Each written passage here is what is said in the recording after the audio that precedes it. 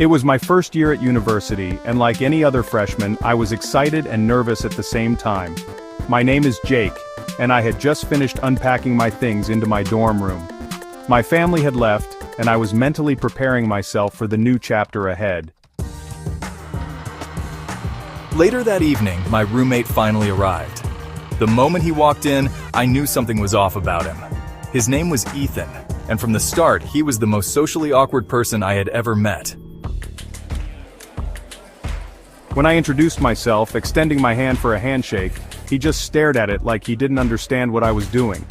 After a long pause, he awkwardly reached out and gave me a weak, limp handshake. I had to ask for his name because he didn't even introduce himself.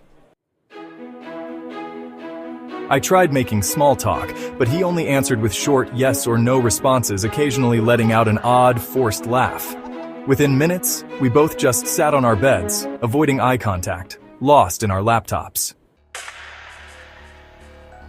That first night when I returned from exploring the campus, I found Ethan in the same position as when I left, sitting on his bed staring at his laptop screen. I said, "What's up, Ethan?" But he didn't even acknowledge me. At around 9:30 p.m. I turned off my side lamp and went to bed, though I couldn't fall asleep. Ethan stayed on his laptop until 3 a.m. before finally shutting it. That's when I finally drifted off. But an hour later, I woke up. The blinds were open, and the moonlight illuminated the room. That's when I saw it. Ethan was sitting on the edge of his bed, staring directly at me. I sat up, rubbing my eyes.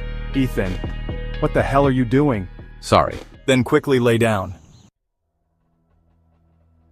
The next morning, he was gone when I woke up. Later that day, during orientation, I overheard a group of students whispering, "Who's that weird guy sitting in the dirt?" I followed their gaze and felt my stomach drop. It was Ethan. He was crouched behind a bush, rubbing tree bark with his hands. He wasn't doing it playfully or curiously. He was doing it in a slow, obsessive way, like he was studying it. By the time I returned to my dorm that night, I had already requested a roommate switch. But things got worse before I left. That night, I came back from hanging out with some friends. When I opened the door, Ethan was sitting in the desk chair, facing the door. I froze. Hey, Ethan. Nothing. I sat on my bed and opened my laptop, but something felt off.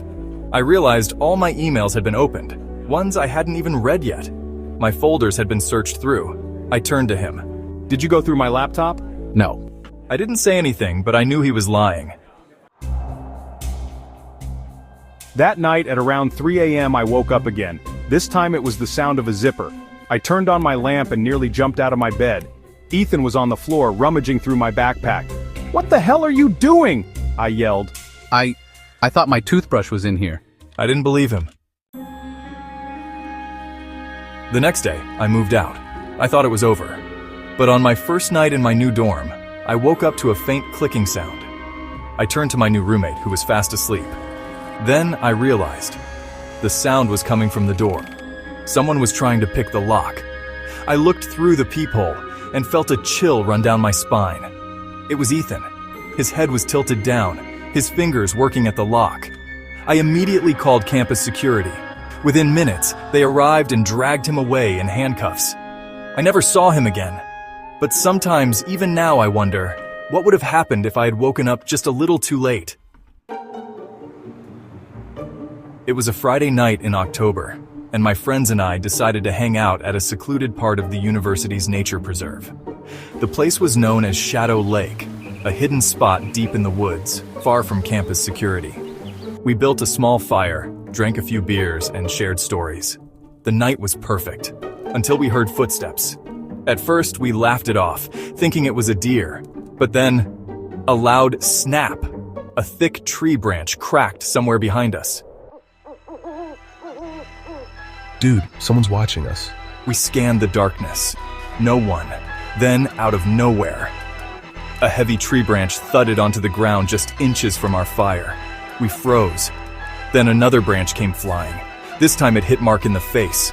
Without thinking, we grabbed our stuff and ran. As we reached the road, we turned around. A shadowy figure stood at the edge of the woods, barely visible under the streetlights. It was pacing back and forth, watching us. Then, as a car passed by, it disappeared into the woods. We never returned to Shadow Lake after that. It was the first week of freshman year, and my roommate dragged me to a sketchy underground frat party. The moment we walked in, I knew we had made a mistake. The house was cramped, hot, and full of sweaty guys. The beer was cheap, and the vibe was off. I was about to leave when a heavyset guy handed me a small bottle. Heavyset guy, VO. This'll get you real messed up, He said with a smirk. The moment I drank it, everything blurred. The next thing I knew, I woke up in a dark, empty room. And then I heard it, a plastic bag rustling, coming from the closet. I ran. To this day, I don't know what was in that closet. And I don't want to. My dorm room was in a secluded corner of the building, isolated from the rest. It was quiet, until the knocking started. At first, it was light tapping.